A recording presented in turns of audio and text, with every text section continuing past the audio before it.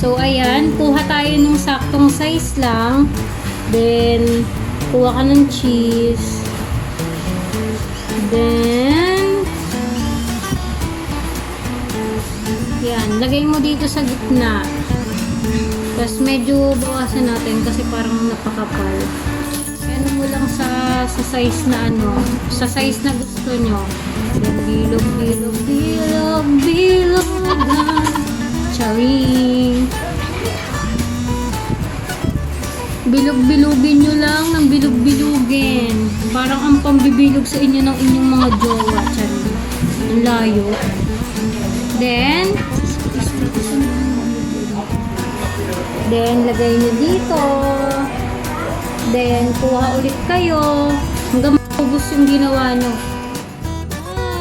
Nakagawa na tayo ng gantong potato balls. So, ayan yung kalalabasan niya, ha? Ayan yung kalalabasan. Tapos, sasawsaw mo dito sa egg. Sawsaw mo sa egg. Tapos, sa breadcrumbs.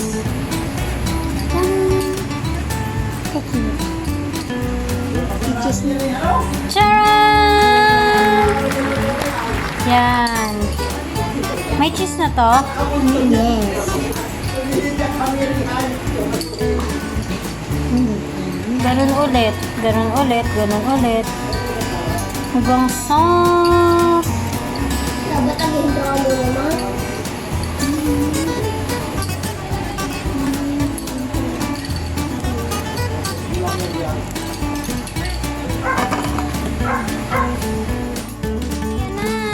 Matatapos na tayo. Konti na lang. Then, mamaya, fry ko na to. Pakita ko na lang sa inyo pagtapos na.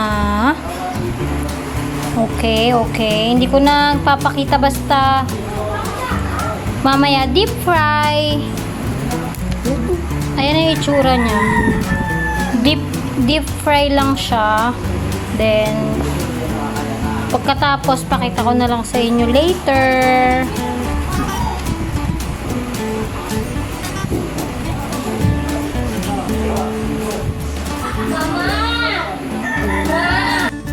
Ayan na siya lahat. Tapos na. So, ipiprito ko na to. Then, basta lubog lang lagi sa mantika. Yun naman lagi pag nagdi-deep fry, diba? Then, pakita ko na lang siya sa inyo after maluto. Bye!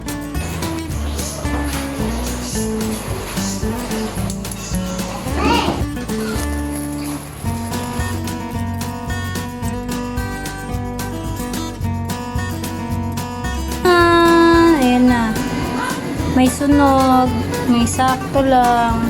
Yan, tapos na. Tapos na ang ating potato balls. Cheese. Maloob.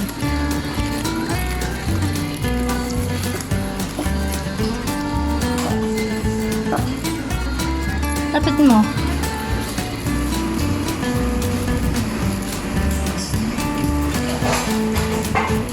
And cheese, guys. Ang sarap.